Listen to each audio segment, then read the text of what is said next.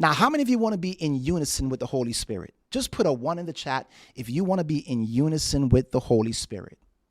Here's what we're going to do, you guys. We're going to see, can we find a pattern, a ratio of the Holy Spirit? Let's see. If we were to trace the entire Old Testament, and by the way, here's what I did. I went to ChatGPT and I said, Chat, I have a question. I want you to take all the warnings of the Old Testament and tell me how many of those warnings, inspired by the Holy Spirit, how many of those warnings were directed to unbelievers, and how many of those warnings were directed to God's own people? And here's what ChatGPT said.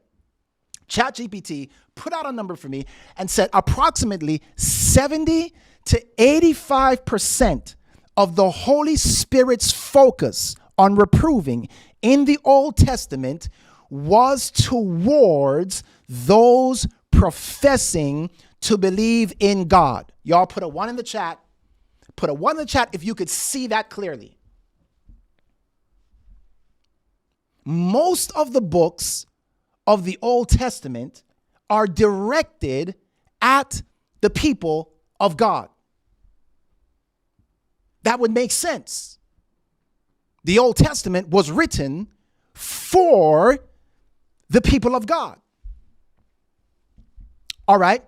So what about the New Testament? Interestingly enough, in the New Testament, if we were just to look at Jesus, the Holy Spirit working through Jesus, I want you to know what Matthew chapter 10, verse 5 says.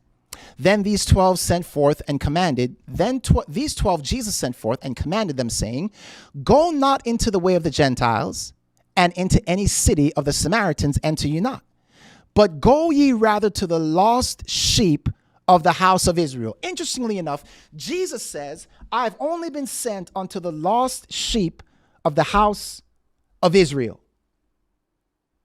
So I asked ChatGPT, hey, Chat,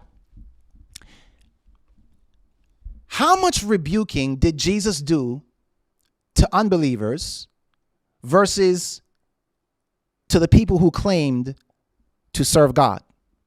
ChatGPT's response, roughly 80 to 90% of Jesus's rebukes were toward people professing to serve God.